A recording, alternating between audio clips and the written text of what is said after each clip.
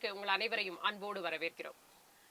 தமிழக வெற்றி கழகம் அதாவது ஆரம்பத்திலிருந்து கூட்டணி அமைப்போம், நாங்கள் களத்துல ஆட்சியில பங்கு கொடுப்போம், அதிகார பகிர்வு கொடுப்போம் அப்படின்னு அவருடைய பெரிய முதலாவதாக நடத்திய ஒரு மாநாட்டிலேயே அறிவித்தார் அதன் தலைவர் திரு விஜய் அவர்கள்.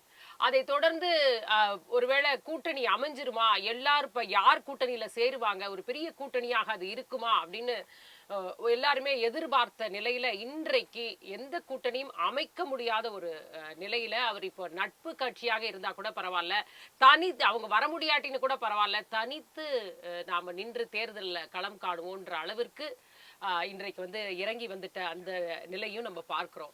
இந்த சூழ்நிலையில திடீரென்று பாமக சட்டமன்ற உறுப்பினர் அருள் அவர்களை செய்தியாளர்கள் சந்திக்கும் பொழுது அவர் ஒரு ஹிண்ட் மாதிரி கொடுக்கிறார். இருந்தாலும் கூட்டணி அப்படின்னு சொல்றாதீங்க அப்படின்னு சொல்லிட்டு அது சம்பந்தமாகவே ஏன் திமுக அதிமுக தான் இருக்கணுமா, ஏன் இருக்கக்கூடாது, இன்னொரு ஏன் விஜய் அவர்கள் வரக்கூடாது, மக்கள் முடிவு பண்ணிட்டாங்கன்னா யாராலையும் நிறுத்த முடியாது அப்படின்னு எல்லாம் ஒரு விஷயத்தை அவர் சொல்லி இருக்கிறத நம்ம பார்க்கிறோம். அப்படி பார்க்கும் பொழுது ராமதாஸ் தலைமையில் இருக்கக்கூடிய அணி தாவேகாவுடன் பேச்சு நடத்துகிறதான்னு கேட்கிறாங்க. ஆமா, எல்லாரும் எங்க கூட பேசிட்டு தான் இருக்காங்க, அவங்களும் எங்க கூட தான் பேசிட்டு இருக்காங்க அப்படின்ற விஷயத்தையும் அவர் சொல்றாரு. சோ தாவேகா ராமதாஸ் அணியினரை தன் பக்கம் இழுக்க பார்க்கிறதா, கூட்டணி பேச்சுவார்த்தையை நடக்கிறதா, இன்னொரு பக்கம் சீமான் அவர்களோடு முன்னாடியே அவர் இணைவாரோ அப்படின்னு எதிர்பார்க்கப்பட்டது, அதுவும் இப்போ போயிட்டு இருக்கோ அப்படின்ற ஒரு கேள்வி எழுகிறது. இந்த நிலையில சீமானுக்கு ஆஃபர் எல்லாம் வச்சிருக்காங்க அப்படின்லாம் சொல்லப்படுகிறது. ஒரு துணை முதலமைச்சர் பதவி கூட அவருக்கு ஆஃபர் பண்றாங்க அப்படின்லாம் சொல்லப்படுகிறது. சீமான் அதை ஏற்றுக்கொள்வாரா, இந்த கூட்டணி அமையுமா, இந்த கூட்டணி அமைந்தால் இது ஒரு பெரும் போட்டியாக உருவெடுக்குமா அப்படின்னு பல கேள்விகள் எழுந்திருக்கிறது. அருள் அவர்களுடைய பேச்சை மையப்படுத்தி அது தொடர்பாகத்தான் இன்னைக்கு நம்ம பேச இருக்கோம்.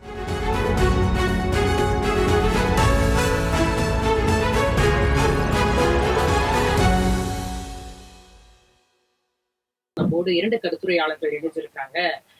முதலாவதாக மூத்த பத்திரிகையாளர் திரு ராமன் அவர்கள் நம்மோடு இணைஞ்சிருக்காங்க. வணக்கம். மற்றும் அரசியல் விமர்சகர் திரு ஜெகதீஸ்வரன் அவர்கள் நம்மோடு இணைஞ்சிருக்காங்க. வணக்கம் சார். வணக்கம். ஜெகதீஸ்வரன் சார், எப்படி பார்க்கறீங்க? தாவேகாவோட கூட்டணி அப்படின்றது யாராவது வைப்பாங்களா சார்? ஒரு பெரிய எதிர்பார்ப்பு இருந்தது, ஆனா இன்னைக்கு பலூன் மாதிரி அப்படி காத்தடிச்ச பலூன் இறங்கின மாதிரி இறங்கிடுச்சு. இப்ப இதுவாது நடக்குமா, பேச்செல்லாம் நடக்குதா, எப்படி பார்க்கறீங்க விஷயம்? தாவேக கட்சி ஆரம்பித்த பிறகு அவங்க எடுத்த பல வியூகங்கள்ல, பல மோசமான வியூகங்கள்ல ரொம்ப மோசமான வியூகம் என்னன்னு கேட்டீங்கன்னா, நம்ம யாரு கூடயாவது கூட்டணிக்கு போயிடுவோம் அப்படிங்கறதுதான். டே 1ல இருந்து கட்சி ஆரம்பிச்சிட்டாங்க. கட்சி ஆரம்பிச்சு 1 மாசத்துல சீமான் நிறைய வரவேற்று பேசுறார். தம்பி தானே தம்பி வந்திருக்காங்கிறாரு, தமிழ் தேசிய அரசியல தம்பி கையில் எடுக்க போறான்னு சொல்றாரு. அவர் எல்லா இடத்துக்குமே வரவேற்கிறாரு, தம்பி எதுனாலும் சரியா இருக்குங்கிறாரு, அவர் மெல்ல வரட்டும் அப்படிங்கிறாரு. நிறைய ஆதரவு வந்துட்டே இருக்கும் பொழுது ஒரு ஸ்டேஜ்ல என்ன கேட்டீங்கன்னா, சீமானும் விஜயும் சந்திச்சு பேசுறாங்க, பேச்சுவார்த்தை நடத்துறாங்க. நடத்தி கிட்டத்தட்ட அவங்க 2 பேரும் தான் கேம் சேஞ்சரா இந்த எலெக்ஷன்ல இருக்க போறாங்க. அவங்க 2 பேர் சேர்ந்தாங்கன்னா, இப்ப ஏற்கனவே சீமான் 8% இருக்கு, விஜய்கிட்ட ஒரு 8-10% வந்துச்சுன்னா ஒரு 16% போகும். அந்த எலெக்ஷன் டயத்துல இன்னும் கூடுதலாகும், இன்னும் சில கட்சிகள்லாம் வருவாங்க அப்படின்னு சில விஷயங்கள்லாம் சொல்லப்பட்டது. எனக்கு தெரிந்து ஒரு பேச்சுவார்த்தை நடந்து உட்டலும் உண்மை. எனக்கு கட்சியில இருந்தவன் அப்படிங்கிற இதுல சொன்னேன். பொலிட்டிக்கல் ஸ்ட்ராட்டஜி ஜான் ஆர்கே சாமியும் எப்பயுமே நாம் தமிழர் எதுவும் விமர்சிச்சு பேசுறதுங்க பிரதர், நம்ம அவங்க கூட நம்ம போற மாதிரி இருக்கும்லாம் சில இடங்கள் சொல்லியிருப்பாரு. இன்னொன்னு, நம்ம விமர்சிச்சு பேசினா புஷியானந்தெல்லாம் ஒரே பிரஸ் மீட்ல ஒரு காலி பண்ணிடுவாரு, அதனால நம்ம சைடு ரொம்ப வீக்கா இருக்கு, அதனால நம்ம அவர் தொடவே கூடாது அப்படின்னு சொல்லுவாரு. சோ இதெல்லாம் அவருக்கு ஆரம்பத்துல இருந்து ஆசை இருந்தது. அந்த ஆசைக்கு இன்னொரு காரணம், ஜான் ஆர்கே சாமி 2021 திருவொற்றியூர்ல சீமானுக்கு வேலை செஞ்ச ஒரு பொலிட்டிக்கல் ஸ்ட்ராட்டஜிஸ்ட் கூட. சோ அது ஒரு மிக முக்கியமான காரணம். அதனால இப்படிதான் ஆரம்பத்தில் இருந்தது. அதற்கு பிறகு பாத்தீங்கன்னா, இந்த விக்கிரவாண்டி மாநாட்டு நேரத்தில் விஜய் கிட்டத்தட்ட மறைமுகமாக சீமானை விமர்சித்து பேசினார். அந்த கட்சியில பேசின பசங்களே சொன்னாங்க, ஆனா நம்ம தலைவர் சீமான் ஒரு 6 இடத்துல அடிச்சிட்டாருன்னு, ஒரு 6-7 இடத்துல அடிச்சிட்டாருன்னு அப்படின்னு சொன்னாங்க. அதுக்கு என்ன காரணம்ங்கிற தெரியல, இது என்ன கணக்குல போகுது அப்படிங்கிற தெரியல. சோ அந்த இடம் தான் இவர்கள் 2 பேருக்கும் முட்டல் உரசல் ஏற்பட்ட இடம். அதற்கு பிறகு சீமானோட பேட்டியெல்லாம் பார்க்கலாம். முன்ன அந்த பக்கம் நிலை, இந்த பக்கம் நிலை, நடுவில் நின்னா ரோட்ல அடிபட்டு செத்துருன்னு சொன்னாரு. ஒண்ணு தமிழ் தேசியத்தின் பக்கம் எடுக்கணும், இல்ல இது நிக்கணும், நீ ஒரு பக்கம் எந்த பக்கம் நிக்கிறேன்னு தெரியாம ரொம்ப குழப்பத்தில் இருக்குன்னு சொல்லி கடுமையான விமர்சனத்தை எல்லாம் முன் வச்சு அவர் பேச ஆரம்பிச்சார் அப்படிங்கிற பாக்குறோம். ஒரு விஷயம் தெரிஞ்சது, இனிமேல் சீமானும் விஜயும் ஒன்று சேர்வதில் அது சேராது அப்படிங்கிற மாதிரி இருந்தது. அதுக்கு முன்னாடியே கூட நீங்க கூட்டணிக்கு போயிட்டீங்களான்னு பேசும்போது, ஆமா என் தம்பி கூட பேச்சுவார்த்தை நடத்திட்டு இருக்கேன்னு இவர் சீமானை உடைச்சார். அதுல யார் முதலமைச்சர் வேட்பாளர் அப்படின்னு பேசும்பொழுது அவர் சொன்னது, நான் ரொம்ப வருஷம் களத்துல இருக்கேன், தம்பி தானே என் கூட வரணும் அப்படின்னு சொன்னார். அப்ப அதுல ஒரு குழப்பம் ஏற்படுது. ஒருவேளை முதலமைச்சர் வேட்பாளராக விஜய் வந்து நான் இருக்கேன்னு சொன்னதுனால இது ஏற்பட்டுச்சு அப்படிங்கிறது அது ஒரு காரணம் என்பதை விட முக்கியமான காரணம், மிக முக்கியமான காரணம், யாரு தேர்தலில் செலவு செய்வது?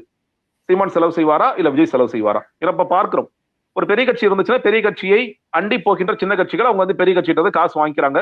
அவங்க வந்து சில நேரம் டிமாண்டா வைக்கிறாங்க, சில நேரங்கள் வந்து செலவு பார்த்துங்கன்னு சொல்லி சொல்றாங்க. இது ரெண்டுமே நடக்குது. அப்ப இந்த இடத்துல யார் சின்ன கட்சி யார் பெரிய கட்சி, இல்ல ஈக்குவல் நின்னா கூட யார் செலவு செய்வாங்க போன்ற கேள்விகள் எல்லாம் இருந்தது. அந்த கேள்விகளுக்கு சரியான விடை கிடைக்கல. ஏன்னா விஜய் ஒரு விஷயத்துல, எல்லா விஷயத்திலையும் வந்து விஜய் ஒரு ஆச்சரியக்குறியா இருந்தாலும் ஒரு விஷயத்துல ரொம்ப தெளிவா இருக்காரு. தம் பணத்தை கையில எடுத்துடவே கூடாது, பாக்கெட் ஒரு பைசா கூட எடுக்கக்கூடாதுங்கிறதுல ரொம்ப ரொம்ப தெளிவா இருக்காரு. அப்ப யார் செலவு செய்வது அப்படிங்கறதா இவங்க ரெண்டு பேருக்குமான இந்த பிரச்சனை ஏற்பட்டு அதற்கு பிறகு அது ஒரு முடிவுக்கு வந்தது. விக்கிரவாண்டி தேர்தலுக்கு பிறகு வந்த நரேஷன் என்னன்னு கேட்டீங்கன்னா, அதிமுக தான் இவங்க போறாங்க. ஏன்னா அதிமுக எடப்பாடி பழனிசாமி பேசிட்டாரு. ஏன்னா அதிமுகவும் இந்த கூட்டத்தை பார்த்த பிறகு அவங்களுமே வந்து நம்ம ரெண்டு பேர் ஒண்ணு சேர்ந்தா ஒரு பெரிய பலமாக இருக்கும், திமுக வீழ்த்திடலாம் அப்படின்னு ஒரு இடத்துக்கு போறாங்க. எடப்பாடி சில பேர் அணுகுறாங்க, விஜய் சில பேர் அணுகுறாங்க, அதிமுக பேசிட்டாங்க. கிட்டத்தட்ட ஒரு 80 சீட் வரைக்கும் கொடுக்குறாங்க, டெபுட்டி சிஎம் வரைக்கும் ஆஃபர் பண்றாங்க. அதுதான் சரியான ஒரு ஒரு இது பாதைன்னு சொல்லி சொல்றாங்க அப்படின்ட்டு நிறைய விஷயங்கள் சொல்லப்பட்டது. ஒரே ஒரு நாள் ஒரு ட்வீட் மட்டும் வந்துச்சு புசியானந்த் இருந்து, இல்ல இந்த மாதிரி நிறைய கூட்டணி பேச்சுவார்த்தைகள் சொல்லி சொல்றாங்க, அதுல எதுவும் உண்மை இல்லைன்னு சொல்லி சொன்னாரு. தவிர அதுல கூட அதிமுக நாங்க போக மாட்டோம் எங்கேயுமே வந்து அவங்க உடைச்செல்லாம் பேசல, இல்ல நாங்க மறுக்கிறோம்னு சொல்லி சொல்லல. செய்தி தொடர்பாளராக என்கிட்ட சொன்ன விஷயம் எனக்கு, அதிமுகவை நீங்க ரொம்ப அட்டாக் பண்ண வேண்டாம் அப்படின்னு சொல்லி சொன்னாங்க. ஏங்கன்னா அது ஒரு ஸ்ட்ராட்டஜி, அது அட்டாக் பண்ண நேரம் ஒண்ணு வரும், அந்த நேரத்துல பண்ணிக்கலாம், இந்த நேரத்துல நம்ம அட்டாக் பண்ண வேண்டாம்னு சொல்லி சொன்னாங்க. பட் இருந்தாலும் எனக்கு ஒரு கேள்வி இருந்தா நான் கேட்டேன், ஏங்க ஊழல் பத்தி எல்லாம் பேச அன்னைக்கு நான் சொல்ல விக்கிரவாண்டி தேர்தல் விக்கிரவாண்டியோட மாநாடு முடிந்த பிறகு ஊழல் பத்தி விஜய் பேசுறாரு, எல்லாரும் என்ன கேட்கறாங்க, திமுக ஊழல் கட்சினா அதிமுக என்ன நல்ல கட்சின்னு கேட்கறாங்க. நான் வந்து அதிமுக ஊழல் கட்சியா நான் இது வரைக்கும் பேசியிருக்கேன், அப்படிதான் பேசுன்னு சொன்னேன். நீங்க பேசிக்கங்க அப்படின்னு சொல்லி சொன்னாங்க. அது நான் கொஞ்சம் தீவிரமா சில நேரங்களில் பேசும்பொழுது, இல்ல அப்பெல்லாம் பேசாதீங்க, அந்த கட்சிக்கு வந்து மக்கள் தண்டனை கொடுத்துட்டாங்க, அந்த தண்டனை அவங்க ஏத்துக்கிட்டு அவங்க போயிட்டாங்க, அதனால வந்து அவங்களை பத்தி பேச வேணாம் அப்படின்னு வித்தியாசமான முட்டுகள்லாம் வந்தது. அது ஒரு நேரத்தில் ஓடிக்கொண்டே இருந்தது. அது எப்ப உடையுதுன்னு கேட்டீங்கன்னா, என்டிஏக்குள்ள பாஜக போன பிறகு, இனிமேல் என்டிஏக்குள்ள போயிட்டாங்க போன பிறகு இது வந்து இனிமேல் நமக்கு வராதுன்னு சொல்லிட்டு கிட்டத்தட்ட ஒரு புலம்பல் மோடுக்கு போறாங்க. அதுக்கு அடுத்து நடந்த 2ஆம் ஆண்டு விடல ஆதவர்ஜனா புலம்புறாரு, எங்களை பார்த்து 40 சீட்டுக்கு வரான்னு கேட்கறியா, 45 சீட்டுக்கு வரியான்னு கேட்கிறேன்னு ஒரு புலம்ப ஆரம்பிச்சாங்க. பெரிய ஷாக் அவங்களுக்கு, அல்டிமேட்டா எல்லாருக்கும் பெரிய ஷாக். அதற்கு பிறகு நரேஷன் என்ன மாறுதுன்னா, இனிமேல் விஜய் வந்து காங்கிரஸ் கூட தான் போவாரு அப்படின்னு இந்த நரேஷன் வேற மாதிரியான மாறுது. இப்ப மறுபடியும் வந்து காங்கிரஸ் வந்து ஆட்சியில் பங்கு அதிகாரத்தில் பங்குன்னு ஒரு கோஷ்டி பேச, இல்ல நம்ம திமுக தான் இருக்கணும் இன்னொரு கோஷ்டி பேச, இப்படி மாறி மாறி பேசிட்டு இருக்கும் போது ராகுல் காந்தியும் கார்கேயும் 2 பேரையும் கூப்பிட்டு, இல்ல நீங்க பேசாம இருங்க, நாங்க அதை பார்த்துக்கணும்னு சொல்லி அமுச்சு விட்டாங்க. மறுபடியும் பேக் டு ஸ்கொயர் ஒன்ங்கிற மாதிரி எந்த இடத்துல ஆரம்பிச்சோமோ அந்த இடத்துல வருவோம்னு சொல்லிட்டு மறுபடியும் சீமான், மறுபடியும் வந்து இப்ப ராமதாஸ் பிரிவு 2 பிரிவா இருக்கு, நம்ம வந்து ராமதாஸ் கூட போயிடலாமா அப்படின்ட்டு சில ஹேஷியங்களும் சில ஆருடங்களும் சொல்லப்படுகிறது. இதில் எந்த அளவிற்கு உண்மை இருக்கும் இல்ல, ராமதாஸ் அவர்களும் திடீரென்று திமுக அரசை பாராட்டிக்கிட்டே வந்தாரு ஒரு 2-3 இன்ஸ்டன்ஸ்ல. திடீர்னு நேத்திக்கு பாத்தீங்கன்னா வந்து மின் கட்டணத்தை மாசம் வந்து நீங்க ரீடிங் எடுக்கணும், இது மக்களை ரொம்ப பாதிக்குது, இது சரியில்லை, நீங்க சொன்னதை நிறைவேற்றலன்னு அந்த ஒரு சின்ன ஒரு ட்விஸ்ட அந்த இடத்துல நம்ம பார்க்கிறோம். அப்போ ஒருவேளை அருள் சொன்னதும் ராமதாஸ் அவர்கள் சொன்னதும் இந்த தரப்பை நோக்கி போறதுனால இப்படி ஒரு ஸ்டாண்டா அப்படின்னு ஒரு பார்க்கும்போது தோணுதில்ல. இல்லங்க, சீனியர் ராமதாஸுக்கு நீங்க வந்து அன்புமணி ராமதாஸ் அதிமுக பக்கம் போன பிறகு அவருக்கான ஆப்ஷன்ஸ் கேட்டீங்கன்னா ஒன்னு விஜய், இன்னொரு திமுக போறதுல திமுகவிற்கு ஏற்பு இருந்தால் கூட நீங்க வந்து விசிக திருமாவளவன் அவர்களுக்கு ஏற்பில்லை, அவர் பாஜக பாமக இருக்கின்ற கூட்டத்தில் இடம்பெற முடியாது, கொள்கை ரீதியாக எடுத்த கருத்தியல் ரீதியாக எடுத்த முடிவுன்னு சொல்லிட்டார். அதனால அவருக்கு ஒரு சிக்கல் இருக்கு. இன்னொன்னு ராமதாஸ்க்கு போனா எத்தனை சீட்டு கொடுப்பாங்க, உதயசூரில நிக்க சொல்லக்கூடிய வாய்ப்பு எல்லாம் இருக்கு, இதெல்லாம் ஏற்றுக்கிட்டு போகணும் அப்படின்னு அதுக்கு கூட பணிஞ்சு போனா கூட நீங்க விசிக திருமாவளவன் என்ன நினைக்கிறார் அப்படிங்கறத முதலமைச்சர் அவருக்கும் ஒரு முக்கியத்துவம் கொடுக்கின்றார். அதனால அந்த கூட்டணியில ராமதாஸ்க்கு ஏற்பு இருக்குமா இருக்காதா? அப்ப என்ன பண்றாரு, முதல்ல முயற்சி பண்ணி பாக்குறாரு. அன்புமணி அவருக்கு ஒரு பையன் மாதிரி, திருமாவளவன் பையன் தானே. ஒரு காலத்துல இதெல்லாம் நடந்து உண்மைதான், எல்லாரும் ஒண்ணு சேர்ந்து இருந்தாங்க, தமிழ் குடி தாங்கின்னு ஒரு பேரெல்லாம் கொடுத்தாரு, 2 பேரும் ஒன்னா சேர்ந்து பயணம் எல்லாம் போனாங்க, இதெல்லாம் நடந்த காலம் எல்லாம் உண்டு. ஆனா அது வந்து இன்னைக்கு ரொம்ப ரொம்ப தூரம் விலகி போயிடுச்சு. பெரிய ஒரு 2 விரிசல நிக்குது, 2 சமுதாயங்களாக பிரிஞ்சு நிக்கிறாங்க, அதெல்லாம் நம்ம பார்க்கின்றோம். அப்படி இருக்கும் பொழுது திருமாவளவன் அதை ஏற்றுக்கொள்ள மாட்டார்னா ராமதாஸ் எப்படி உள்ள வருவார்? அங்கே நமக்கு டோர் க்ளோஸ் ஆகக்கூடிய வாய்ப்புகள் இருக்குங்கிறனாலதான் ராமதாஸ் இமீடியட்டா என்ன பண்றாரு, திமுக விமர்சிச்சு பேசுற வேலைகளை ஆரம்பிக்கின்றார். ஆனால் அதே நேரத்தில் அதற்காக இவர் விஜய் கூட போவாரா அப்படிங்கிறதுலயும் எனக்கு நிச்சயமாக அது வாய்ப்பு குறைவு தான் நான் நினைக்கின்றேன். ஏன்னா எந்த ஜான் ஆரோக்கியசாமி வந்து அன்புமணி ராமதாஸ்க்கு மாற்ற முன்னேற்ற அன்புமணி பொலிட்டிகல் ஸ்ட்ராட்டஜிஸ்டா இருந்தாரோ அவர் தான் விஜய்க்கு ஸ்ட்ராட்டஜிஸ்டா இருக்காரு. நல்லா இருந்த பாமகவை இன்னைக்கு வந்து மோசமான நிலைமையில கொண்டு போய் சேர்த்ததுல ஜான் ஆரோக்கியசாமி பங்குதான் மிக முக்கியமானது. நல்லா யோசிச்சு பாருங்க, 2016 மக்கள் நல கூட்டணி தனிச்சு நிக்குது, அன்புமணி ராமதாஸ் தனிச்சு நிக்கிறார். ஒருவேளை அந்த நேரத்தில் அவர் திமுக கூட்டணி மட்டும் போயிருந்தார்னா அவங்களோட வாழ்க்கையை வேற மாதிரி மாறி இருக்கும். 2016 ஜெயிச்சிருப்பாங்க, 2019 ஜெயிச்சிருப்பாங்க, 2021 ஜெயிச்சிருப்பாங்க, 2024 ஜெயிச்சிருப்பாங்க. எல்லா இடங்களிலும் விசிக எந்த இடத்துல இருக்கிறதோ, ஒரு வெற்றி பாதை நோக்கி போனதோ, அந்த வெற்றி பாதை எல்லாம் இவங்க பாமகக்கு கிடைச்சிருக்கும். அதை மிஸ் பண்ணதுக்கு மிக முக்கியமான காரணம், சும்மா இருந்தவரை கூப்பிட்டு நான் மாற்றம் அன்புடைய ட்ரம்ப் வந்து ஒரு விஷயம் காப்பி அடிச்சுட்டு வந்திருக்கேன்னு சொன்னா ஜான் ஆரோக்கியசாமி தான். அதனால அவரை நம்பி என் பையன், இன்னொன்னு அவர் அப்ப கேட்ட வார்த்தை, என் பையனே உன்னால ஜெயிக்க வைக்க முடியல, நீ என்னப்பா ஸ்ட்ராட்டஜிஸ்ட்னு கேட்டாரு. அப்ப அந்த ஸ்ட்ராட்டஜிஸ்ட் நம்பி சீனியர் ராமதாஸ் போவாரா அப்படிங்கிறது ஒரு $1 மில்லியன் கொஸ்டின் தான். சரி, இந்த இடத்துல ராமன் சார் உங்ககிட்ட கேட்க நினைக்கிறது, சீமான் அவர்கள் இப்போ அந்த மாதிரியான ஒரு கூட்டணி முடி, ஏன்னா எப்பயுமே தனித்து இதுவரைக்கும் தனித்து நின்று களம் கண்டவர் தான் சீமான் அவர்கள். இப்பவே எனக்கு தெரிஞ்சு அவர் ரெடி ஆயிட்டாரு, பாதி வேட்பாளர்களே அறிவிச்சிட்டதை நம்ம பார்க்கிறோம். இந்த நிலையில அவர் கூட்டணி அப்படின்ற ஒரு இடத்துக்கு போவாரா? அதற்கான சாத்தியக்கூறுகள் தெரிகிறதா? அப்படியே போனாலும் அவர் முதலமைச்சர் அந்த வேட்பாளரா இல்லாம அவர் துணை முதலமைச்சராக இறங்கக்கூடிய அளவுக்கு இங்க வாய்ப்பு தெரியுதா? அரசியலில் எது வேணாலும் நடக்கலாம். நிரந்தர நண்பனும் இல்லை, நிரந்தர பகைவனும் என்பது தமிழ்நாட்டுடைய 1940 இன்றைக்கி நம்ம அதை பார்த்துட்டு இருக்கிறோம். குறிப்பாக 67 பிறகு நிறைய பார்த்துட்டு இருக்கிறோம். இன்றைக்கி விஜய் அவர்களை பொறுத்த வரைக்கும் இளம் தலைமுறைகள், அதாவது நியூ ஓட்டர்ஸ், புதிய வாக்காளர்களுடைய மனநிலைன்னா 2 திராவிட கட்சியும் வேண்டாம், புதுசாக ஒருத்தர் வரட்டும் என்ற ஒரு நிலைப்பாடு இருக்கின்றது. அந்த நிலைப்பாடு இருக்கின்ற போது நல்லா வந்திருக்கும் போது கரூர் விவகாரத்தை பொறுத்தவரையும், கரூரில் அந்த 41 பேர் துயரமான மரணத்தை பிறகு விஜயவுடைய கட்சி ஒரு மிகப்பெரிய கேள்விக்குறியான நிலைப்பாட்டில் இருந்தது. அந்த நேரத்தில் திமுக இந்த கட்சி, அந்த கம்பெனியை டோட்டலாக க்ளோஸ் பண்ணதுக்கான எல்லா நிலைப்பாடையும் கரூருடைய அதிபரோட, கரூர் சமஸ்தானத்துடைய அதிபர் மூலமாக அரங்கேற்றம் பண்ணிட்டு இருக்கும்போது தான் அந்த நேரத்தில் எடப்பாடி அவர்களும் அமித்ஷா அவர்களும் கைகோர்த்து ஒரு நிலைப்படுந்தாங்க. அதுக்கு முன்னால் விஜயுடைய அந்த சம்பவம் நடக்கும்போது விஜயுடைய மனநிலை என்னென்னா, வாலி எழுதினா பாடல், வண்ண நிலவே வைகை நதியே சொல்லிவிடவா எந்தன் கதையை, ஏட்டில் இல்லாதது என் கதைதான், யாரும் சொல்லாதது நம் கதைதான். அப்படி துயரமான அந்த மாதிரி இனிமேல் எதிர்காலம் கேள்விக்கு நிலைப்பாடு இருக்கின்ற போது எடப்பாடி அமித்ஷா அவர்களும் 2 பேர் தான் கைகூட்டி, அதோட உள்துறை முன்னாள் அமைச்சர் நம்முடைய நிதியமைச்சர் இவர் கூட சொன்னார், சிதம்பரம் கூட, இங்கே பாருங்கள், ஒரு அரசியல் கட்சி கூட்டம் போடுது, அந்த கூட்டத்துடைய பாதுகாப்பு கொடுப்பது காவல்துறை நிலைப்பாடு. ஆகவே ஒரு அரசியல் கட்சி கூட்டம் போடுறது, அரசியல் கட்சியை மட்டும் நீங்கள் அட்டாக் பண்ணி பேசக்கூடாது என்பது ஒவ்வொரு அரசியலுடைய சாணக்கியர்களும் சொல்லும்போது அப்புறம் தான் விஜய்க்கு ஒரு தெளிவு பிறக்கின்றது. ஸோ இன்றைக்கி நிலைமைன்னா அதிமுக இந்தியா கூட்டணியோட நிலைப்பாடு போயாச்சு, திமுக இந்தியா கூட்டணியோட நிலைப்பாடு போயாச்சு. அப்போ விஜய் அவர்களுடைய நிலைப்பாடு என்ன விஷயம் என்றால், இன்னைக்கு சீமான் அவர்களோ அல்லது டாக்டர் ராமதாஸ் அவர்கள் மூவேந்தர்களான ஒரு நிலைப்பாடு உருவாக காரணம் என்னென்றால், தமிழகத்தில் கிறிஸ்தவ மதத்தில் ரோமன் கத்தோலிக் சமுதாயத்தினுடைய வாக்குகள் 80% வாக்குகள் முழுக்க விஜய் பின்னால் மிகப்பெரிய நெட்வொர்க் ஏற்படுத்தி கேரளா மாநிலத்தின் மூலமாக எல்லாம் கட்டமைப்பு உருவாக்கிட்டாங்க. இன்றைக்கி உதாரணத்துக்கு தென் மாவட்டத்தில் கனிமொழியுடைய கோட்டை என்று சொல்லக்கூடிய தூத்துக்குடி, தென்காசி, நெல்லை, கன்னியாகுமரி மாவட்டத்தில் உள்ள மீனவ சமுதாய மக்கள், நாடார் சமுதாய மக்கள், அது ஆர்சி இனத்தை சேர்ந்தவர்கள் அனைவரும் 90% விஜய் கட்சிக்கு தான் ஆதரவாக இருந்து செயல்படுகின்றார்கள். செயல்படுகின்றார்கள். காரணம் என்னவென்றால், இந்த வாக்கு இவர்கள் சிறுபான்மை மக்களுக்கு நான் அரணாக இருப்பேன் என்று சொல்லக்கூடிய திமுக இதுவரைக்கும் சிறுபான்மை மக்களுக்கு வாழ்க்கையினுடைய மேம்பாட்டையோ அல்லது துணை முதலமைச்சரோ அல்லது சரியான அமைச்சர் பதவியோ கொடுத்தது கிடையாது. இதைத்தான் சீமான் அவர்களும் சொல்லுகின்றார்கள். அந்த அடிப்படையில் பார்க்கின்ற போதே சீமான் அவர்களும் விஜய் அவர்களும் 2 பேரும் தமிழ் தேசியத்தை விரும்புகிறாங்க. ஆனால் என்ன விஷயம்னா, சீமானுக்கு பெரியார் பிடிக்காது, விஜய்க்கு ஐம்பெருந்தலைவில் ஒருவராக பெரியாரை ஏற்றுக்கொள்கின்றார். ஸோ அதுபோல் அந்த அடிப்படையில் பார்க்கும்போது 2 பேரும் கூட்டணி இதில் ஒன்றும் பெருசாக ஒன்றும் தப்பு ஒன்றும் கிடையாது.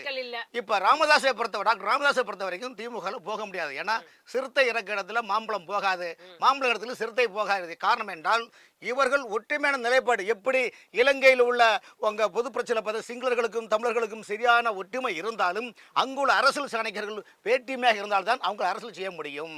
அந்த அடிப்படை பார்க்கின்ற போது தமிழகத்தில் ஒரு 7-8 மாவட்டங்களில், குறிப்பாக தமிழகத்தில் வட மாவட்டங்கள் எல்லாம் சமுதாய ரீதியாக ஒரு பரபரப்பான பிராய்லர் தண்ணி மாதிரி இருக்குது.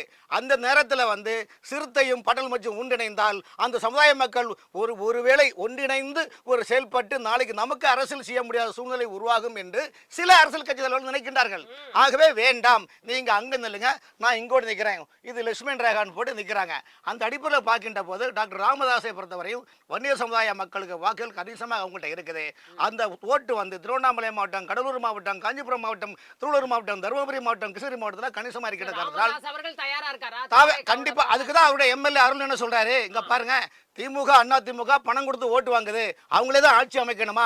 விஜய் அவரிடம் தேனீக்கள் போல் இளைஞர்கள் உள்ளார்கள், ஆகவே விஜய்க்கு ஒரு எதிர்காலம் உள்ளது, ஆகவே கூட்டணி அமைக்க கூடாது என்று சொல்ல முடியாது, அரசியல் எது வேண்டுமானால் நடக்கலாம் என்று சொல்லியுள்ளார். ராஜ்மோகன் அந்த கட்சியோட துணை பொதுச் செயலாளர் சொல்றாரு, இப்படி எல்லாம் ஒரு பேச்சுவார்த்தையை நடக்கவே இல்லப்பா, இதெல்லாம் ஒரு வதந்திப்பா, இது வதந்திகள் அதிகாரப்பூர்வமா எதையும் சொல்லாத வரைக்கும் இதெல்லாம் ஒரு விஷயம் கேளுங்க, நெருப்பு இல்லாமல் புகையாது, அல்லாமல் குறையாது, சொல்லாமல் தெரியாது, கிள்ளாமல் வலிக்காது, அதே போல எல்லாமே நெருப்பு இல்லாம புகையாதுங்க.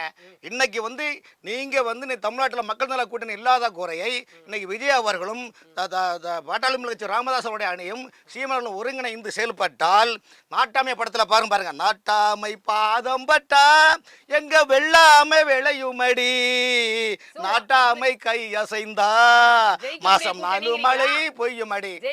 இளம் தலைமுறைகள் ஒரு மாற்றம் விரும்புறாங்க, அதனாலதான் இல்ல ரைட். இந்த இடத்துல நான் ஜெகதீஷ் அவர்கள்ட்ட கேட்க விரும்புறது, ஏற்கனவே செங்கோட்டையன் அவர்கள் சேர்ந்தாரு சீனியர், ஆனா இப்ப என்ன பண்றாரு எங்க இருக்காரு அப்படின்றதே தெரியல. அந்த அளவிற்கு அவருடைய நிலைமை இருக்கிறதா தொடர்ந்து எல்லாருமே சொல்றாங்க. அவர் நம்பி இருக்கக்கூடிய ஆதரவாளர்களும் அந்த விஷயத்தை சொல்றதை நம்ம பார்க்கிறோம். அப்ப அவரை விட சீனியர் ராமதாஸ் அவர்கள், அப்ப அவரு இந்த தலைமையை ஏற்றுக்கொண்டு இங்க வருவார் அப்படின்னு நீங்க நினைக்கிறீங்களா? அவர் வந்தாக்கா இந்த எப்படி அந்த ஈக்குவேஷன் ஒழுங்கா அவங்களால ஒர்க் அவுட் பண்ண முடியும்? அவருக்கு என்ன பொசிஷன் கொடுப்பாங்க, அவருக்கு என்ன ஆஃபர் பண்ணுவாங்க? இதெல்லாமே ஒரு பெரிய சிக்கல். அங்க அதுக்காவது டீம் இருக்கா?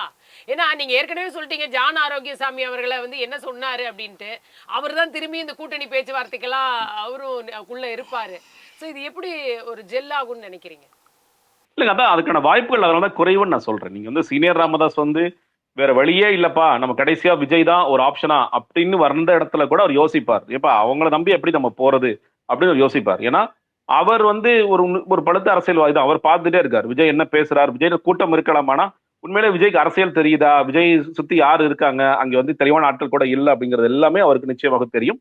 இன்னொன்று கூடுதலாக ஜான் ஆரோக்கியசாமி ஒருவேளை தூது விட்டாருன்னா கூட அவருக்கும் தெரியும் அவர் என்ன பண்ணாரு, ஏற்கனவே நம்ம கட்சி எந்த இடத்துல நிப்பாட்டி இருக்காரு அப்படிங்கிறது எல்லாமே நமக்கு தெரியும், அவருக்கு தெரியும். அப்படி இருக்கின்ற காரணத்தினால இது ரொம்ப ரொம்ப ரொம்ப லாஸ்ட், அதான் சொன்னேன், $1 மில்லியன் கொஸ்டின். சீனியர் ராமதாஸ் போய் விஜய் ஏத்துக்கிறது, விஜயோட தலைமை ஏத்துக்கிட்டு போறது அப்படிங்கிறது $1 மில்லியன் கொஸ்டின். ரொம்ப ஒஸ்கியஸ்ல தேர்தலை புறக்கணிச்சுட்டு கூட போகலாம், இல்ல அன்புமணி ராமதாஸ் நிக்கிற இடத்துல நம்ம கேண்டிடேட்ஸ் போட்டு நான் அதுக்காக வேலை செய்யறேன் அப்படிங்கிறது கூட போகலாமே தவிர, திமுகங்கிற ஆப்ஷன் கம்ப்ளீட்டா ரூல்ட் அவுட் ஆயிடுச்சு அப்படின்னா விஜய் கிட்ட போவார் அப்படிங்கிறது ரொம்ப ரொம்ப ஒரு அரிதான விஷயமாகத்தான் நான் பார்க்கின்றேன். அதற்கான வாய்ப்பு இல்ல. இந்த இடத்துல நிறைய பேர் எல்லாருமே கூட்டணி வரணும், கூட்டணி விஜய் தன்னுடைய கூட்டணிக்கு வரணும்னு நிறைய கட்சிகள் ஆரம்பத்துல இருந்து நீங்களே பெரிய லிஸ்டா வரிசையா சொல்லிட்டே வந்தீங்க. ஆனா எல்லாருமே நினைச்சாங்க, ஆனா எதுவுமே நடக்கல. அப்ப எங்க பிரச்சனை அப்படின்னு நீங்க பாக்குறீங்க? இல்லைங்க, அவங்க அது சப்போஸ் சீமான் கூப்பிடுறாரு அப்படின்னா நான் முன்னாடி சொன்னேன், ஒண்ணு யார் செலவு செய்வதுங்கிற ஒரு சிக்கல், யார் முதலமைச்சர் வேட்பாளர் ரெண்டாவது சிக்கல். முதலமைச்சர் வேட்பாளர் சீமான் என்ன யோசிக்கிறாரு, நான் ரொம்ப வருஷமா அந்த களத்துல இருக்கேன், சீமான் ஆரம்பத்துல மேபி ஈக்குவல் நம்பர் ஆஃப் சீட்ஸ்ங்கிற பேசியிருக்காரு, அதுக்கப்புறம் அவர் 60 சீட்டு கொடுக்கலாமா தம்பிக்கு அப்படின்னு யோசிச்சாரு, அதற்கு பிறகு 30 சீட்டு கூட ஆள் இருக்கா அப்படிங்கிற ஒரு இடத்துக்கு வந்துட்டார், கொஞ்சம் கொஞ்சமா நகர்ந்து வர்றாரு. ஏன்னா கட்சியோட வளர்ச்சியை பாக்குறாரு, இந்த கட்சியில பெருசா ஒண்ணுமே இல்லை, 30 பேருக்கு இன்னைக்குமே நம்ம பார்க்கலாமே, இன்னைக்கு பிரபலமான ஆட்கள் அந்த கட்சியிலங்கிறத சொல்லுங்க, எத்தனை பேர் சொல்ல முடியும், நம்மளால விரல் விட்டு எண்ணிடலாம், 4 பேர் 5 பேர் சொல்லலாமா? அதை தாண்டி இன்னைக்கு யார் கேண்டிடேட்ஸ் வருவாங்க அப்படிங்கிறது நம்ம பார்த்துட்டு தான் இருக்கோம். யாரும் விஜய் அவர்களே நேரடியாக இதெல்லாம் பேசுவாரா, இல்ல அந்த டீம் தான் பேசுமா, இல்ல எங்கேயோ கம்யூனிகேஷன் கேப் இருக்கு, எங்கேயோ இவங்களால ஒரு எல்லா கட்சியுமே ஆரம்பிக்கும் போது எல்லாருமே பெரிய அளவுக்கு தொகுதி கேட்பாங்க, எல்லாருக்கும் பதவி கேட்பாங்க, எல்லாருக்குமே இது இயல்பானது எந்த கட்சி கூட்டணிக்கு போனாலும். ஆனா எல்லாரும் ஒரு சர்டன் பாயிண்ட்ல ஒரு ஒப்பந்தமா ஒரு இடத்துக்கு ஒரு டீல் போட்டு முடிக்கிறத தான் நம்ம காலங்காலமா பாக்குறோம். ஆனா இங்க அந்த மாதிரி விஷயம் நடக்கவே மாட்டேங்குது. அப்போ எங்க சிக்கல் இருக்கிறதா பார்க்கறீங்க? கம்ப்ளீட் பொலிட்டிக்கல் இன்எக்ஸ்பீரியன்ஸ்ங்க. நீங்க ஒரு ஸ்ட்ராட்டஜிஸ்டா இருக்கவருக்கு நம்பிதான் அந்த கட்சியை நடத்துறாங்க. ஜான் ஆரோக்கியசாமி என்ன சொன்னாலும் இன்னும் சொல்லப்போனா இந்த கட்சி ஜான் ஆரோக்கியசாமியோட கட்சி, அதுல விஜய்க்கு ஒரு சில நேரங்களில் வேஷம் கொடுக்குறாரு, இன்னைக்கு நீங்க ஹீரோ சார், இன்னைக்கு நீங்க சைட் ஹீரோ சார், இன்னைக்கு நீங்க ஒரு சாங் மட்டும் டான்ஸ் ஆடிட்டு போலாம் சார் அப்படிங்கிற மாதிரி தான் டீல் பண்ணிட்டு இருக்காரு. அதனால விஜய்க்கும் அதை ஏத்துக்கிறாரு. ஏன்னா அவர் எப்படி பாக்குறாரு, இந்த படத்தோட டேரக்டர் அவர் தானேப்பா, நம்ம அந்த பேச்சை கேட்டுட்டு போயிடலாம் அப்படிங்கிறார். இந்த படத்தோட ப்ரொடியூசர் ஆதவ அர்ஜுனா இருக்காரு, காசெல்லாம் அவர் செலவு செய்வார் அப்படிங்கிற ஒரு இடத்துல இருக்கிறாங்க. வெவ்வேறு ஒரு சினிமா மாதிரி தான் அவங்க பார்த்துட்டு இருக்காங்கிறதுனால இது எல்லாமே ஜான் ஆரோக்கியசாமியுடைய யோசனை தான் நடந்துகிட்டு இருக்குங்கிறதா நான் மறுபடியும் வைக்கிற விஷயம். அப்படிதான் அவங்க நடந்துட்டு இருக்காங்க, அப்படிதான் டீல் பண்ணிட்டு இருப்பாங்க. விஜய் நேரடியாக எந்த டிஸ்கஷன்ல ஈடுபட மாட்டாரு. ஒருவேளை ஃபைனலா ஒரு டிஸ்கஷன் வந்தா கூட அந்த நேரத்துல என்ன சொல்றாரு, அண்ணே புஷியனை உட்காருங்க, ஜான் இங்க உட்காருங்க, ஆதவ் இங்க உட்காருங்க. ஆதவ் கூட பெருசால இந்த ஜானும் புஷியும் இல்லாம நிச்சயமாக எந்த வேலையுமே செய்ய மாட்டாரு. ஏன்னா அவருக்கு சுயமாக இப்ப யாரோ ஒருத்தர் பேசுறாங்கன்னா என்ன பதில் சொல்றதுன்னு கூட தெரியாத நிலைமையில அப்படிதான் முடிச்சிட்டு இருக்காரு. அவருக்கு எல்லாமே ஸ்கிரிப்ட் யாராவது எழுதி கொடுக்கணும், அப்படி பார்த்து பேசினால்தான் உண்டு. சரி, ஓகே, இவ்வளவு நம்புறாரு. ஜான் வர்கீஸ் பயங்கரமான எக்ஸ்பீரியன்ஸ் இருக்கா? இல்லையே. அவர் எல்லா போன இடங்கள் எல்லாமே ஒரு மாதிரி சுமாரா தோத்துட்டு இருந்தாங்கன்னா சூப்பரா தோக்கடிக்கிற வேலையை தான் பார்த்திருக்காரு. அது வந்து இங்க சித்தராமையாக்கு வேலை பார்த்தா காலி பண்ணாரு. நீங்க போய் அங்க மகாராஷ்டிரால போய் வேலை பார்த்தாரு, அவங்கள காலி பண்ணாரு. சரண் சிங் சென்னைக்கு ஒர்க் பண்ணி என்ன சொன்னார், உண்மையா பொய்யான்னு தெரியாது, அவரை காலி பண்ணாரு. இந்த பக்கம் மாற்றம் அன்புமணி அன்புமணி அரசு காலி பண்ணாரு. 2021 சீமான காலி பண்ணாரு. அப்ப நீங்க ஒரு ட்ராக் ரெக்கார்டு வந்து இப்போ ஒண்ணும் இல்ல, விஜய் வந்து ஒரு படத்துல நடிக்கிறார் அப்படின்னா லோகேஷ் கனகராஜ் ஓகே, அவர் இந்த படம் நடிச்சு எடுத்திருக்காரு, அவர் ஒரு வெற்றி பெற்ற இயக்குனரா இருக்காரு, வாங்க. ஒருத்தர் நெல்சன் ஓகே, நீங்க இந்த படத்தை வெற்றி படமா கொடுத்துருக்கீங்க, வாங்கன்னு சொல்லி சொல்லுவார். ஒண்ணுமே ரொம்ப நியூவா இருக்கிற, இன்னும் சொல்ல போனா தொடர்ச்சியா நியூ கூட பரவாயில்ல, ஒரு தொடர்ச்சியா தோல்வி படங்கள் 5 படங்கள் 6 படங்கள், தம்பிக்கு தோல்வி படங்கள் மட்டும் தான் எடுக்க தெரியும். ஒரு தம்பியை கூப்பிட்டு தம்பி நீ எடுப்பா நான் பாத்துக்கலாம்னு சொல்ல மாட்டார். ஆனா விஜய் இந்த விஷயத்துல பொலிட்டிக்கலா என்ன யோசிச்சாரு, மற்ற பிகே கூப்பிடலாம், பிகே ஒரு 200 கோடி 300 கோடி கேட்பாரு, சுனில் கூப்பிடலாம், வேற ஒருத்தர் நிறைய கோடி கேட்பாங்க. ஜான் ஒரு சீப்பான ப்ராடக்ட், ஒரு 10 கோடிக்கு வந்துருவாரா, ஓகே வந்து ஆழத்துக்கு இழுத்து போடு. ஆனா ஒரு சீப்பான ப்ராடக்டால என்ன டெலிவரி பண்ண முடியும் அப்படிங்கறத அது காமிச்சிட்டே இருக்காரு. ஏன்னா அவருக்கு எந்த எக்ஸ்பீரியன்ஸும் கிடையாது, பொலிட்டிக்கல் நாலேஜ் கிடையாது, இன்னும் சொல்ல போனா ஸ்ட்ராட்டஜிஸ்டே கிடையாது. அவர் பிராண்ட் ஸ்ட்ராட்டஜிஸ்ட். ஒரு பொருளை கொடுத்தீங்கன்னா பொருளை எப்படி வந்து விற்பனை பண்ணணும் அப்படிங்கிற ஒரு இடத்துல இருந்தவரை கூட்டு நீ பொலிட்டிக்கலா எனக்கு பண்ணி கொடுன்னு சொன்னா அவர் என்ன பண்ணுவார், அவருக்கு தெரியல. அவர் சரி ஓகே நம்ம காசு கிடைக்குது நம்ம சம்பாதிக்கலாம்னு சொல்லிட்டு அவரும் இந்த இடத்துக்கு நகர்ந்து வராரு. ஆனா அவருக்கு பொலிட்டிக்கல் இன்எக்ஸ்பீரியன்ஸ். புஷியானந்துக்கு என்ன எக்ஸ்பீரியன்ஸ் இருக்கு? எந்த எக்ஸ்பீரியன்ஸும் கிடையாது. பாண்டிச்சேரி அரசியல் தன்மை என்பதை வேறு, தமிழ்நாடு அரசியல் தன்மைங்கிறது வேறு. நீங்க பார்க்கலாம், இங்க ஒரு பிரச்சனை எழுந்துச்சுன்னா ஒரு நாளைக்கு ஒரு லெட்டர் பேட் கட்சி முதற்கொண்டு 100 அறிக்கைகள் வரும் தமிழ்நாட்டில். அப்படி வரும். பாண்டிச்சேரியில ஏதாவது பிரச்சனை இது வரைக்கும் நம்ம பார்த்திருக்கோமா? பிரச்சனை இருக்கும். ஆனா அதற்காக இங்கிற கட்சிகள் போராடுறாங்க, அந்த கட்சிகள் வந்து அறிக்கை கொடுத்தாங்க. அந்த அரசியலே பாண்டிச்சேரி அந்த தன்மையே கிடையாது. எல்லாமே தமிழ்நாட்டை சார்ந்த அரசியல் தான் எப்பவுமே பாண்டிச்சேரி போயிட்டு இருக்கு. அப்படி இருக்கும் பொழுது அரசியல் என்னன்னு தெரியாத புஷியானது பொதுச்செயலர் ஆக்குறாரு. வெங்கட்ராமன் பொருளாளர், அவர் என்ன பண்ணார், கணக்கு நல்லா எழுதுவார், அப்போதைக்கு அவர் நீ பொருளாளரை போடு. இதெல்லாம் ஒரு எலிஜிபிலிட்டியா இருக்க முடியுமா? மற்றவங்க என்ன பண்றாங்க, போட்டியிடுவோன்னு ஒரு வந்து ஒரு ஸ்டேட்மெண்ட் கொடுக்கிறாருல விஜய் அவர்கள், அந்த அளவிற்கு வேட்பாளர்கள் இருக்காங்களா? முதல்ல நிச்சயமா கிடையாதுங்க, வேட்பாளர்கள் கண்டிப்பா கிடையாது. அவர் என்னன்னா புஷியானந்த் வந்து ஒரு வியாபாரமா பாக்குறாரு. இந்த வேட்பாளர்கள் 234லயும் வந்து 2 கோடிக்கு அவர் இன்னைக்கு பிக்ஸ் பண்ணி சேல் பண்ணிட்டு இருக்காங்க. மாவட்ட செயலர்கள்ட்ட சொல்றாங்க, ஒண்ணு நீ ஆளை கொண்டு வா, இல்ல நீ நிக்கிறனா உனக்கு நான் ஃப்ரீயா கொடுக்குறேன், இல்ல ஆள் கொண்டு வந்தா 2 கோடி ரூபாய் வரைக்கும் நீ அவங்கள்ட்ட வாங்கி கொடுக்கணும் அப்படிங்கிற ஒரு சேல் நடந்துகிட்டு இருக்கு. அதை விஜய் என்கரேஜ் பண்றாரு. விஜய் அது பெருசாலாம் எடுத்துக்கிறது இல்ல. எங்க சிக்கல் ஏற்படுனா, விஜய்க்கு வந்து இன்னும் சொல்ல போனா கட்சியிலேயே திடீர்னு ஒரு இப்போ ரீசெண்ட் டேஸ்ல நிறைய முகங்கள் வந்துட்டே இருக்கு. அதுல யார் நல்லவர் யார் கெட்டவர், யாரோட பேக்ரவுண்ட் என்ன, எதுவுமே விஜய்க்கு தெரியாது. ஓகே சார் நீங்க போட்டோ எடுத்துங்க, ஓகே போட்டோ எடுக்கணும், போட்டோ எடுத்துக்கிறேன், ஓகே இவர் யாரு என்ன எதுவுமே கேட்டுக்க மாட்டேன், தெரிஞ்சுக்க மாட்டேன். இப்படி இருக்கும் பொழுது நாளைக்கு கேண்டிடேட்ஸா வரக்கூடியவர்கள் ஒருத்தர் வந்து சொல்லுவார் நான் 2 கோடி கொடுக்குறேன் பரவாயில்லன்னு சொல்லி ஏத்துருவாங்க. அவர் மேல 4 கொலை கேஸ் இருக்கும், பாலியல் குற்றங்கள் இருக்கும். இது எதுவுமே தெரியாம விஜய் என்ன பண்ணுவார், சரி ஓகே அவர் அங்கீகரிச்சு ஒரு கேண்டிடேட்டா போட்டுருவாங்க. இதெல்லாம் சிக்கலாம் தவிர்த்து இருக்கணும்னா நீங்க அதற்கு பொலிட்டிக்கல் நாலேஜ் வளர்த்துக்கணும். இந்த உலகத்துல என்ன நடக்குதுங்கிறத பார்க்கணும், டெய்லி பேப்பர் படிக்கணும், டிவி பார்க்கணும், ட்விட்டரை பார்க்கணும், ஃபேஸ்புக் இதெல்லாம் பார்க்கணும். ஆனால் அவர் ஓடிடி பிளாட்ஃபார்ம் மட்டுமே பார்த்துட்டு இருந்தா அதெல்லாம் எப்படி நடக்கும்? அரசியல் தலைவராக விஜய் தன்னை வெளிப்படுத்திக் கொள்ளவே இல்லைங்கிறதா இங்க பெரிய சிக்கலை. சரி, வந்து ராமன் சார், இப்போ வந்து இப்ப நீங்க சொன்னீங்க கூட்டணி வந்து சீமானவர்களோட இணையறதுக்கு வாய்ப்பு இருக்கு, அது ஜெயிக்கிறதுக்கு வாய்ப்பு இருக்கு அப்படின்னு அப்படின்லாம் சொல்றீங்க. அப்ப யாரோட தலைமையில கூட்டணி? ஏன்னா எப்பயுமே வந்து விஜய் அவர்கள் தலைமையில தான் கூட்டணின்றத தொடர்ந்து அவங்க வலியுறுத்திட்டு வராங்க, ஒரு பாயிண்ட். சோ இப்ப இவங்க மாதிரி இத அக்செப்ட் பண்ணிப்பாங்களா அப்படின்றதும் வந்து ஒரு கேள்வியா தான் இருக்கு. அதே நேரத்தில் இன்னொன்னும் இந்த 2 சேர்த்து கேட்டுறேன். இன்றைக்கு வந்து விஜய் அவர்களுடைய தந்தை இன்னைக்கு சொல்லியிருக்காரு, காங்கிரஸ் வந்து பவர்லயும் இல்ல ஒண்ணும் இல்ல, தப்பான இடத்துல அவங்க உட்கார்ந்துட்டு இருக்காங்க, கொடுக்குற ஆஃபரை வாங்கிட்டு அவங்க இங்க வந்துட்டாங்க அப்படின்னா அவங்க வந்து அவங்க நல்ல இடத்துக்கு போயிடுவாங்க அப்படின்ற ஒரு ஸ்டேட்மெண்ட் ஓபனாவே இன்னைக்கு விஜயனுடைய தந்தை காங்கிரஸ் வந்தா சீமான் வருவாரா? இல்ல விஜய் அவருடைய தந்தையான சந்திரசேகர் அவர்கள் இந்த வார்த்தை நீங்க சொன்னீங்கல்ல, காங்கிரஸ் வந்து அங்க சொல்றத பற்றி கேட்டா ஒன்றும் பிரச்சனை இல்லை வந்துட்டு போலான்னு. அதுல என்ன பிரச்சனைனா, காங்கிரஸ் கட்சியுடைய தேசிய பொதுச்செயலாளர் கேசி வேணுகோபால் அவர் கேரளா மாநிலத்தை சேர்ந்தவர். கேரளா மாநிலத்தில் இப்போ திருவனந்தபுரம் மாநகராட்சியில் பார்த்தீங்கன்னா சசிதராரும் கேசி வேணுகோபாலும் கூட கேமில் அங்கே பாஜக வந்து மேயர் ஆயிடுச்சு அங்கே வந்து. ஸோ இப்போ வந்து வரக்கூடிய சட்டமன்ற தேர்தலில் காங்கிரஸ் ஆட்சி அமைக்கிற நிலைப்பாடு அங்கே இருக்கின்றது. ஆகவே கேசி வேணுகோபால் என்ன நினைக்கிறாருன்னா, தமிழ்நாட்டில் வந்து விஜய் அவரோட நம்ம கூட்டணி வச்சுட்டோம்னா ஒருவேளை ஆட்சி அமைச்சிட்டோம்னா நமக்கு இங்கே பங்கு வந்துடும். ஆக கேசி வேணுகோபால் கேரளாவுக்கு முதலமைச்சர் ஆயிடலாம். அந்த சூழலை பாண்டிச்சேரியில் தேர்தலில் வச்சா பாண்டிச்சேரியிலும் காங்கிரஸ் ஆட்சி அமைக்கிற நிலைப்பாடு. ஏன் காரணம் என்றால் கேரளா மாநிலத்தில் கிறிஸ்தவ மதத்தில் ஆர்சி ஸ்ட்ராங்காக இருக்குது.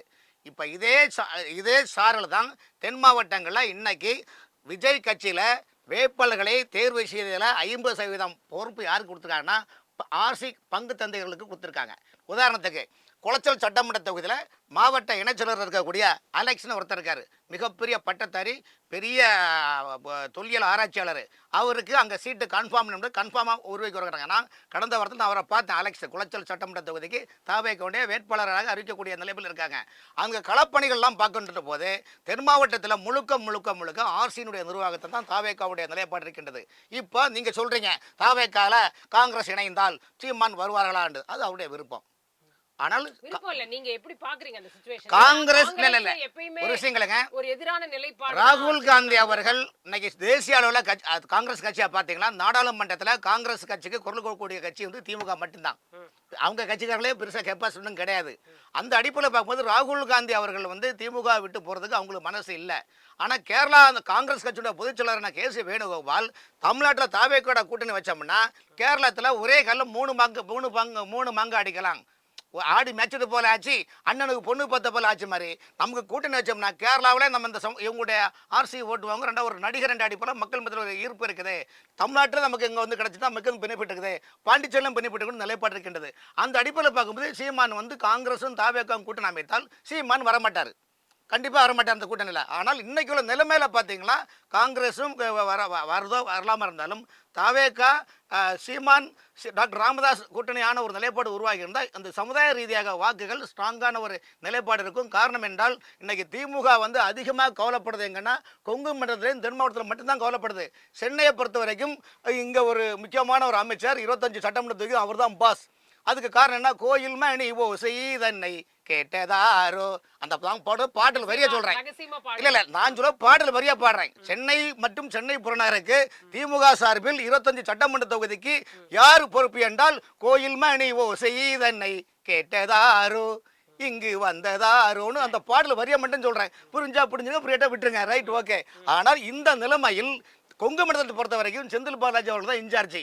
ராமநாதபுரம், மதுரை மாவட்டம், சிவகங்கைக்கு பத்திரப்பதிவுத்துறை அமைச்சர் மூர்த்தி இன்சார்ஜி. ஸோ எல்லாமே செட்டில்மெண்ட் பண்ணி கொடுக்கறதை கொடுத்து எடுத்து எல்லாம் பண்ண இப்போ வந்து மேனுவல் ஒர்க்கு மாநாட மயிலாட நீயாட நானாட மக்கள் மத்தியில் என்னென்ன சொல்றாங்க என்ன செய்யறாங்கன்னு கட்டப்பட நடக்குது. ஏன்னா திமுக பொறுத்தவரை நீங்க எல்லாமே ரெடியா இருக்காங்கன்னு சொல்றீங்க. இப்ப கூட்டணியில இருந்து ஒரு கட்சியே பிரியுது அப்படின்னா இப்ப அதுக்கு தயாரா இருக்கா? இல்ல ஒரு விஷயம் இல்லைங்க, 90% திமுகவில் வந்து காங்கிரஸ் வெளியே போறதுக்கு வாய்ப்பு இல்லை.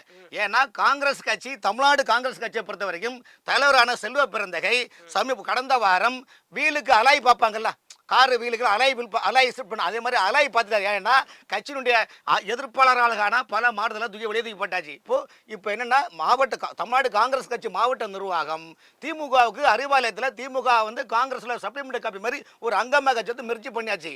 ஸோ அப்படி காங்கிரஸ் அதே மாரி டெல்லி காங்கிரஸ் கேசி வேணுகோபால் பேச்சை கேட்டு வர்றதுக்கு அவருக்கு என்ன லாபம்? இந்த மாதிரி ஒரு இதுல வந்து இப்ப சீமான் எப்படி வந்து வருவார்? நான் சொல்றேன், அதாவது அந்த மாதிரி காங்கிரஸும் தாவேக்கம் கூட்டணி வந்தால் சீமான் வெளியே போயிடுவார். அவர் மீண்டும் பழைய கோட்டை காத்தோடு நிற்பார், 8% ஓட்டுவாங்க, நிற்பார். ஆனால் எல்லாருக்கும் ஒரு ஆசை இருக்கும்ல, தேர்ந்தெடுத்து வந்து அக்கா மறுப்பானா முதலமைச்சரானாலும் சரின்றவாரா? என்ன தப்பு இருக்கு சொல்லுங்க? அப்படி பார்த்தா அதாவது இன்னைக்குள்ள திமுகவை வீழ்த்த வேண்டும் எண்ணம் விஜய்க்கு இருந்தால் அவர் போக வேண்டியது என்டிஏ கூட்டணி.